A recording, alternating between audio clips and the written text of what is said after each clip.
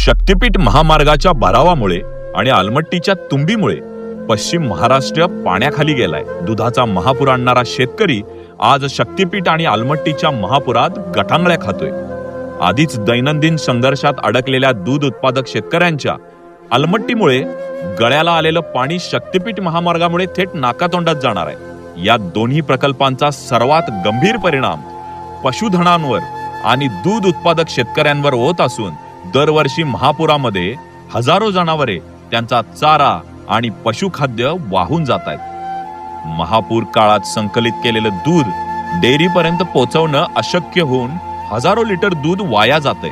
ग्रामीण अर्थव्यवस्थेचा कणा असलेलं पशुधन संकटात सापडल्यानं शेतकरी आर्थिक आणि मानसिक दृष्ट्या पूर्णपणे खचलाय.